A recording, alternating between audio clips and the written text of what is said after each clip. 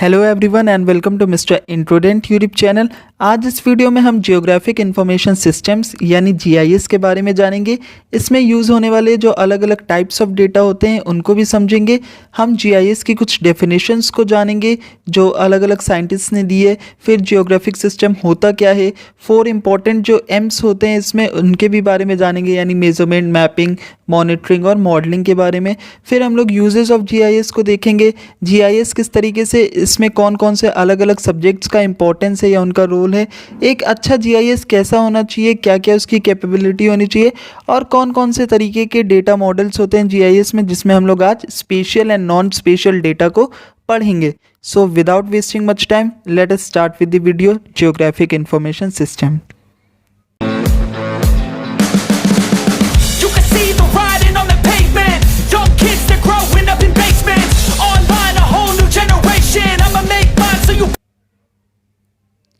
सबसे पहले हम लोग जीआईएस का फुल फॉर्म हमें पता है, जियोग्राफिक इंफॉर्मेशन सिस्टम होता है। इसको लेके कई सारे साइंटिस्ट ने अलग अलग डेफिनेशंस दी है। जैसे मार्वल ने बोला है a spatial data collecting system, a computer assisted system to capture, store, retrieve, analyse and display the special data in a particular organisation. ऐसे करके कई सारी डेफिनेशंस जो आपको मेरे हैंड रिटन नोट्स में भी मिल जाएगी, तो आप लोग मेरे टेलीग्राम चैनल से उसे डाउनलोड कर सकते हैं और अपने आंसर्स को एग्जाम टाइम में इन्हांस करने के लिए आप कुछ डेफिनेशंस जो है जीआईएस की उन्हें लिख सकते हैं। अब हम लोग पहले इसका मीनिंग समझेंगे कि आखिर जीआईएस होता क्या है, कैसे ये वर्क करता है और कैसे डेटास को ये ट्रीट करता है। देखो, जो जीआईएस होता है ये बेसिकली एक कंप्यूटर बेस्ड टूल है। अब ये जो कंप्यूटर बेस्ड टूल है वो क्या काम करता है, देखिए कहीं पे भी आपको, जब भी आप ज्योग्राफी पढ़ते हैं, आपको किसी भी जगह की लोकेशन, मेन क्या है ज्योग्राफी में सबसे इंपॉर्टेंट चीज़ क्या है, लोकेशन किसी जगह की। आप एशिया में इंडिया की बात कर रहे हो, इंडिया में आप किसी सिटी या किसी स्टेट, उत्तर प्रदेश में आप लखनऊ की बात कर रहे हो, तो बेसिकली अगर आपको ये सारी चीज़ें चाहिए होंगी, आपको ये डेटा पता है कि एशिया के अंदर इंडिया है, इंडिया के अंदर आपका उत्तर प्रदेश है, उत्तर प्रदेश के अंदर आपका लखनऊ है, या फिर कोई भी अलग आपका दिल्ली कोई सिटी है अलग से, तो इन सब के लिए आप क्या करते हो, मैप्स का यूज़ करते हो। आप एग्जैक्ट लोकेशन कैसे पता करते हो, मैप्स की मदद से। तो इन्हीं मैप्स को बनाने के लिए हम लोग जीआईएस का इस्तेमाल करते हैं। क्यों? क्योंकि जीआईएस जो है वो किसी भी जो जियोग्राफिकल डेटा है उसे इस तरीके से प्रोसेस करता है, इस तरीके से बहुत अमाउंट ऑफ जियोग्राफिक इंफॉर्मेशन को अपने में ले करके उसे मैनिपुलेट करता है, थोड़ा सा उसमें चेंजेस करता है, मैनेज करता है, और फिर हमें वो जो फाइनल आउटपुट होता है इन फॉर्म्स ऑफ मैप हो सकता है या जो दूसरा भी अलग अलग तरीके के डेटा के फॉर्म में वो हमें प्रेजेंट करता है। तो जीआईएस क्या है, ये एक ऐसा टूल है जो इंटीग्रेट करता है जो भी अलग अलग इन्फॉर्मेशन है। अलग अलग जगहों पर आपको अलग अलग टाइम पीरियड में पता चला होगा कि एशिया कहाँ पर है वर्ल्ड मैप में, फिर एशिया में कौन कौन सी कंट्रीज़ हैं, इंडिया कहाँ पर है, इंडिया की क्या लोकेशन है। तो इन सभी चीज़ों की मदद से ही तो आप मैप को बनाते हो। तो मैप को बनाने में हमारा कौन हेल्प करता है, जीआईएस यानी जियोग्राफिक इंफॉर्मेशन सिस्टम। ये एक तरीके का टूल है। देखो कैसे इसकी वर्किंग होती है, सबसे पहले इसे हम लोग समझ लेते हैं। यूज़र की कुछ नीड्स होती है, यूज़र क्या करता है, एक्शन करता है, एक्शन से क्या होता है, आपका आउटपुट निकलता है। सॉरी, यहाँ पर एक सेकेंड, यूज़र की जो नीड्स होती है उससे क्या होता है, प्लानिंग करता है। वो प्लानिंग से वो डेटा को कलेक्ट करता है, डेटा को स्टोर कहाँ पर करेगा, जीआईएस में करेगा। जियोग्राफिक सिस्टम है आपका, स्टोर होता है, फिर मैनिपुलेशन होता है, फिर आपका जो है वो आउटपुट निकल करके आता है। तो बेसिक कहने का क्या मतलब है कि कोई एक इन्फॉर्मेशन है किसी जगह से रिलेटेड। देखिए जगह बहुत इंपॉर्टेंट है, लोकेशन क्यों, क्योंकि यहाँ पर हम लोग जियोग्राफिक इंफॉर्मेशन सिस्टम की बात कर रहे हैं। तो जियोग्राफी का मतलब ही क्या है कि ये लोकेशन से रिलेट करता है। तो जब भी हमें किसी जगह की लोकेशन पर्टिकुलर पता करनी हो या उससे रिलेटेड कोई इन्फॉर्मेशन हमारे पास है, तो वो कैसा, किससे ट्रीट किया जाएगा, जीआईएस की मदद से उसे ट्रीट करा जाएगा।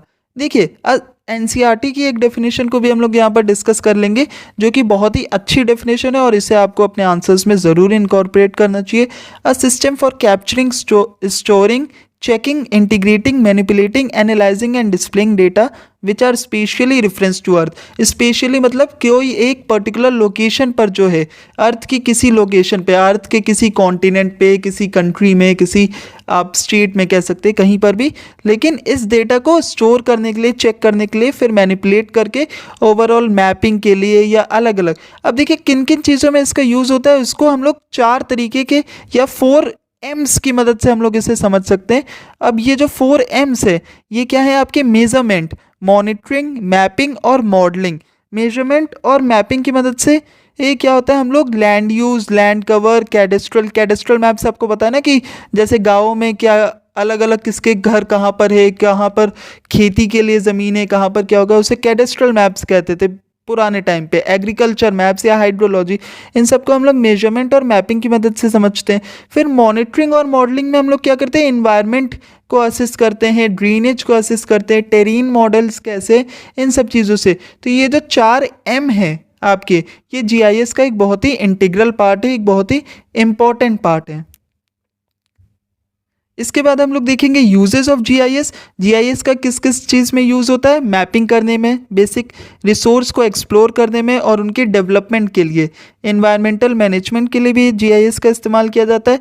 Administration of transportation and telecommunication systems, urban development और लैंड यूज़ के लिए भी इसका इस्तेमाल किया जाता है। साइट को एनालाइज करने के लिए, अलग अलग रूट्स को एनालाइज करने के लिए, कहाँ से क्या जगह है।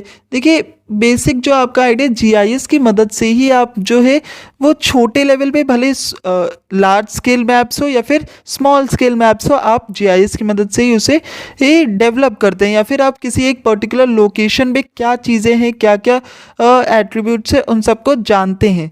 जीआईएस के 4 मेन फंक्शंस है, ये फंक्शंस आपको ज़रूर पता होने चाहिए। सबसे पहला, डेटा को कैप्चर करना, यानी क्या चीज़ है, कहाँ पर कौन सी चीज़ है, इस चीज़ को वो पहले कैप्चर करता है, फिर स्टोर करता है, फिर उसका एनालिसिस करता है, यानी इसमें क्या चीज़ें है। अलग अलग मैंने बहुत सारा डेटा कलेक्ट किया कि यार इधर लिखा है कि एशिया में नीचे की तरफ साउथ की तरफ इंडिया है, यहाँ पर लिखा है कि ऑस्ट्रेलिया के ऊपर की तरफ नॉर्थ में इंडिया है। तो इस तरीके से बहुत अलग अलग जगह से डेटा, कहीं पर लिखा है कि इंडिया जो है वो पाकिस्तान के बगल में है।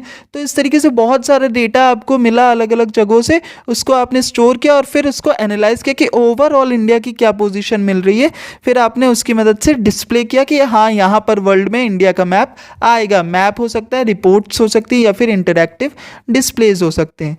अब देखिए इसमें क्या दिया हुआ है कि जीआईएस में जो जीआईएस की नॉलेज है वो 4 और भी सब्जेक्ट्स या फिर और अलग अलग सब्जेक्ट्स पे भी डिपेंड करती है। तो जो जीआईएस का साइंटिस्ट होगा या फिर जो बच्चा जीआईएस को पढ़ रहा है, उसे इन सब सब्जेक्ट्स की भी नॉलेज होनी चाहिए। जैसे मैथ्स की नॉलेज होनी चाहिए, इलेक्ट्रॉनिक्स की, क्यों, क्योंकि जीआईएस जो है वो बेसिकली पूरा कंप्यूटर वर्क है, आपको कंप्यूटर में सब कुछ करना होगा। तो आपको इलेक्ट्रॉनिक्स की भी नॉलेज होनी चाहिए। यहाँ पर कंप्यूटर साइंस भी आप लिख सकते हो। कार्टोग्राफी, आपको मैपिंग आनी चाहिए। आपको जियोग्राफिकल लोकेशन या ज्योग्राफी की बहुत अच्छी ये समझ होनी चाहिए। उसके बाद आप लोग ये जो नीचे दिया हुआ फिगर है इसको भी आप लोग बना सकते हैं। इसमें मैथ्स दिया हुआ है, ज्योग्राफी, कार्टोग्राफी। तो ये सब जो जब आप अपने आंसर्स में फ्लो चार्ट्स को इंक्लूड करते हैं तो वो और भी अच्छा लगने लगता है। सर्वेइंग आपको आनी चाहिए, आपको फोटोग्रामेट्री। तो ये सब क्या है, ये सारे ऐसे सब्जेक्ट्स हैं जो आपको जीआईएस सीखने से पहले आने चाहिए, या इनकी बेसिक नॉलेज तो होनी ही चाहिए। अब हम लोग देखेंगे कि एक अच्छे जीआईएस में क्या क्या चीज़ें होनी चाहिए या क्या चीज़ करने का वो कैपेबल होना चाहिए। सबसे पहले उससे कि उसमें बहुत लार्ज वॉल्यूम ऑफ डेटा को स्टोर करने की कैपेसिटी होनी चाहिए। वो क्या कर सके, आपका डिटेल्स को एरिया और थीम की मदद से सिलेक्ट कर सके, लिंक कर सके या फिर मर्ज कर सके डेटास को अलग अलग। मैंने जैसे नहीं बोला कि अलग अलग सोर्स से जो डेटा मिला है उसे जब एनालाइज करता है, ओवरऑल मर्ज करके एक फॉर्म ऑफ डेटा बनाता है, ठीक, जीआईएस। फिर update data quickly and cheaply, data modelling and data integration, ये सारी चीज़ें ये एक अच्छे जीआईएस की आप कह सकते हैं पहचान है। तो अगर कोई भी अच्छा जीआईएस है तो वो ये सारी चीज़ें कर सकेगा। अब जो हमारा इस वीडियो का मेन टॉपिक है that is data models in GIS, वो यहाँ से स्टार्ट होगा। देखिए डेटा मॉडल बहुत इंपॉर्टेंट है, या आप कह सकते हैं टाइप्स ऑफ डेटा भी इसे कहा जा सकता है। टाइप्स ऑफ डेटाज अलग अलग तरीके के होते हैं जीआईएस में, मगर 2 जो मेजर टाइप्स है वो क्या है, स्पेशियल और नॉन स्पेशियल। अब आपको नाम से ही समझ आ रहा होगा स्पेशियल और नॉन स्पेशियल में हमने क्यों डिवाइड किया है, क्योंकि स्पेशियल का मतलब ही क्या होता है, जहाँ पर लोकेशन से रिलेट कर रहा हो। जो लोकेशनल आपका जो डेटा होगा, किसी चीज़ की लोकेशन जहाँ पर बताई जा रही होगी, वो कैसा डेटा होगा, स्पेशियल। और नॉन स्पेशल डेटा क्या होता है, जहाँ पर लोकेशन नहीं बल्कि उसका कुछ एक आप कह सकते हैं एट्रीब्यूट, कोई क्वालिटी बताई जा रही हो, क्वांटिटी भी हो सकती है कि कितने अमाउंट में है कितना। इसको अभी मैं एक एग्जांपल की मदद से समझा दूंगा। जैसे आप देख सकते हैं कि जो स्पेशल डेटा होता है उसमें केवल फिजिकल डायमेंशन और ज्योग्राफिक लोकेशन की बात होती है, लेकिन जो एट्रीब्यूट्स होते हैं या नॉन स्पेशल, देखिए नॉन स्पेशल बोलते हैं, ए स्पेशल बोलते हैं, एट्रीब्यूट डेटा बोलते हैं, ये एक अलग अलग नाम है नॉन स्पेशल डेटा के ही। तो जो एट्रीब्यूट डेटा होता है वो क्या करता है, एक तरीके से क्वालिफाई करता है किसी भी आपके लोकेशनल डेटा या फिर स्पेशल डेटा को। देखिए स्पेशल डेटा जो होता है वो क्या बात करता है कि चीज़ें कहाँ पर हैं, where things are. Non spatial data क्या कहता है, व्हाट थिंग्स आर। जैसे इसे एक एग्जांपल से समझते हैं, एक कोई पेड़ है तो स्पेशल डेटा जो होगा वो बताएगा कि फलाना की कॉलोनी में पेड़ है, या फलाना की कॉलोनी में एक लोकेशन वो बता सकते हैं कि इस जगह पर है मैप के ऊपर। लेकिन क्या चीज़ है, पेड़, पेड़ उसका नाम है, या फिर आप कह सकते हैं एक बनियन ट्री है, तो बनियन ट्री क्या है, ये एक एट्रीब्यूट डेटा है। कितनी बनियन ट्रीज है, 2 हैं, तो ये कैसा है, ये एक एट्रीब्यूट डेटा है। तो बेसिकली जो आपका स्पेशल डेटा होता है वो केवल लोकेशन को बताता है, लेकिन नॉन स्पेशल डेटा बताता है कि कौन सी चीज़ है, कितनी है, आपका नंबर्स में भी बताता है, आपका नेम भी हो सकता है, कुछ भी हो सकता है। तो ये एक तरीके से क्वालिटेटिव और क्वांटिटेटिव दोनों होता है। अब देखिए जो आपके मेन जो डेटा के फॉर्म है या जो ज्योमेट्रिक डेटा यूज़ किया जाता है आपका मैपिंग में या जीआईएस में, वो 3 तरीके का हो सकता है। ज्योमेट्रिक डेटा की मैं यहाँ पर बात कर रहा हूँ। पॉइंट हो सकता है, लाइन हो सकता है, एरिया हो सकता है। पॉइंट से हम लोग किसी शहर को दिखाते हैं, किसी कंट्री को दिखाते हैं। जितना बड़ा बड़ा स्केल में आपका मैप होता चला जाएगा उतना आप पॉइंट से कुछ भी दिखा सकते हैं।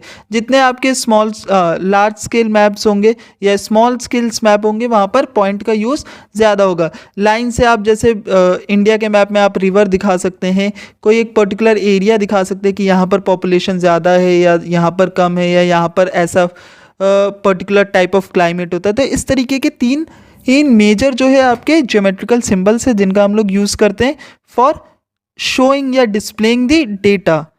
अब देखिए ज्योग्राफिकल डेटा को हमने फिर से डिवाइड कर दिया यहाँ पर ज्योमेट्रिक डेटा और एट्रीब्यूट डेटा। ज्योमेट्रिक डेटा की अभी हमने बात करी है, 3 इंपॉर्टेंट ज्योमेट्रिक एक फिगर्स का हम लोग यूज़ करते हैं जैसे पॉइंट, लाइन और एरिया। एट्रीब्यूट डेटा क्या होता है, क्वालिटेटिव भी हो सकता है, क्वांटिटेटिव भी हो सकता है। क्वालिटेटिव जैसे किसी चीज़ का नाम, क्वांटिटेटिव जैसे कितनी वो चीज़ है, 1 पेड़ है, 2 पेड़ है, 10 पेड़ है, क्या है, कितने नंबर ऑफ ट्रीज है, वो हम लोग एट्रीब्यूट डेटा में मानते हैं।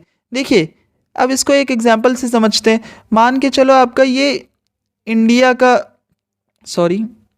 ये आपका मान के चलते हैं यहाँ पर इंडिया के मैप में अगर एक पॉइंट से आप दिल्ली को दिखा देंगे तो वो क्या हो जाएगा, आपका एक स्मॉल स्केल मैप है दिल्ली, लेकिन आप दिल्ली के अंदर ही रेलवे लाइंस को दिखा रहे हैं और या फिर आप कुछ और चीज़ें दिखा रहे हैं, कोई नदी को दिखा रहे हैं दिल्ली में जो बह रही है या कुछ भी ऐसा दिखा रहे हैं, तो ये क्या हो जाएगा, आपका ज्योमेट्रिक डेटा में आ जाएगा। और ज्योमेट्रिक डेटा जो है वो केवल स्केल पर डिपेंड करता है। अगर स्मॉल स्केल मैप है तो आप पॉइंट्स का इस्तेमाल करेंगे, अगर लार्ज स्केल मैप है तो आप लाइन और एरिया का इस्तेमाल करेंगे। बस इतना ही है आपका ज्योमेट्रिक डेटा में और एट्रीब्यूट डेटा में। So this was all about GIS। इसके बाद की जो वीडियोस होंगी उसमें हम लोग एलिमेंट्स ऑफ GIS या कंपोनेंट्स ऑफ GIS के बारे में देखेंगे। फिर आपका ये जो हमने स्पेशल और नॉन स्पेशल डेटा के बारे में बताया, इसके बाद जो है हम लोग रास्टर डेटा, वेक्टर डेटा, इन सबको भी एक सेपरेट वीडियो में डिस्कस करेंगे। अगर आपको कुछ भी डाउट्स है तो आप कमेंट सेक्शन में पूछ सकते हैं। आपको इस टॉपिक के हैंड रिटन नोट्स मेरे टेलीग्राम चैनल पर मिल जाएंगे। So thank you for watching and